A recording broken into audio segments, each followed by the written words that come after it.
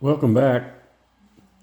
This episode's going to be pretty much me cleaning these two teeth. You see one of them on the left has been cleaned up a little bit already. The one on the right definitely hasn't been cleaned. You can see all the white barnacles. That one there on the left I cleaned before I videoed it. So I'm just going to do minor work on that one. This one takes a lot of work. I'll show you how I do it. I start by soaking it and then I scratch it, trying to get all those little white specks and all those white blemishes off. Sometimes it's hard because you got to get inside those enamel lines. As you can see here, there's still some white specks in there that I'll get out.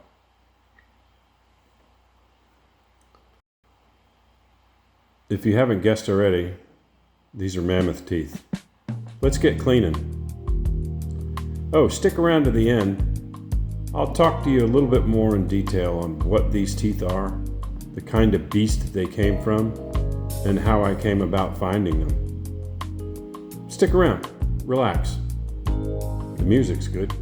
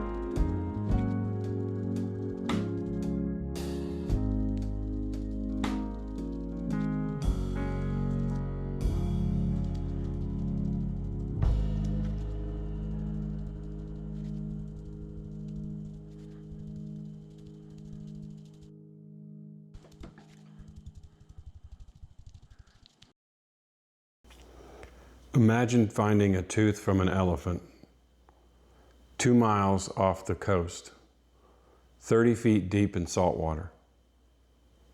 That's what this is. You saw me clean this and this. Well, let's talk about what these are.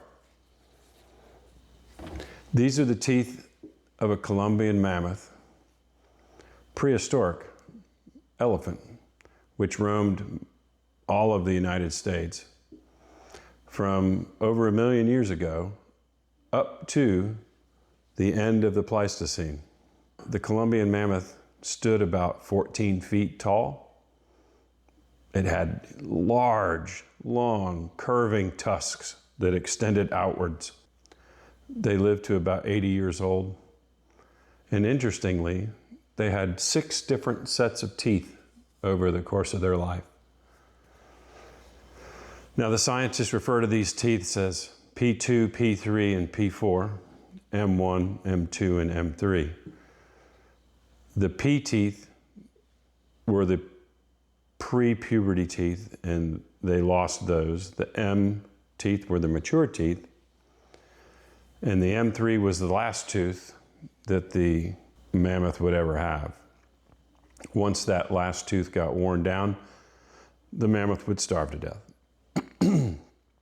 Now,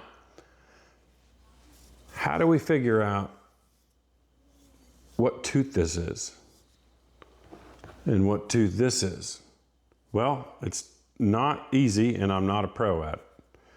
But I've come to understand that this is probably the lower, and this is a fragment. A whole lower molar, half of this would probably have gone that far, which would have made the total distance about maybe 10 inches. So this was probably a middle-aged mammoth. So if this is the lower, and the lower molars on these animals curved outwards, and that was to facilitate that long curving tusk that it had. So the lower molar curves outward. The upper molar, this being the chewing surface, curves inward. And if you look at this, another fragment, it curves a little bit inward like this. So I think these teeth would have been situated like this on the right side. And that's the grinding surface there. I found these teeth together, as I said, about 30 feet down in the seawater. Now you might say, what in the world is a prehistoric elephant doing walking around 2 miles offshore? Well, remember, Florida was twice the size that it is now back in those days. So what is now 30 feet below the sea was then dry land, perhaps a mucky swamp. We don't know exactly why this mammoth came to die. It could have gotten stuck in a swampy pit and starved to death or was scavenged by animals. It could have been killed by Native Americans. They were known to hunt these. Any number of things could have caused this mammoth to die. But as I said, I found these together, so I'm pretty sure it was from the same animal. I wish that I had looked around a little more to find more pieces, because I bet you there was more. Maybe even buried in the sand, but I didn't have the presence of mind to really do a detailed search. I just kind of looked around and didn't see anything and called it good. I was pretty sure these were mammoth teeth, but again, they were encrusted with barnacles, so it was kind of hard to see. But when you see these characteristic lines, which is actually the enamel grinding part, that's what those lines are. You know you've got a mammoth when you see those lines. So, and as the animal aged and ate, this would grind itself down. The tooth would get smaller and smaller and smaller, and it would either get pushed out forward and sloughed off, or again, if it was the last molar, it would just waste away to nothing, and that poor guy would end. So there you have it. 2 molar teeth from a Columbian mammoth. If there's anybody watching that is an expert on these and can tell me a little bit more about these, I welcome your comments. Please feel free to correct me, because I am not an expert. I just kind of do my best. Anyway, it was fun taking you guys along. I appreciate you hanging in there till the end. We'll see you next time, okay?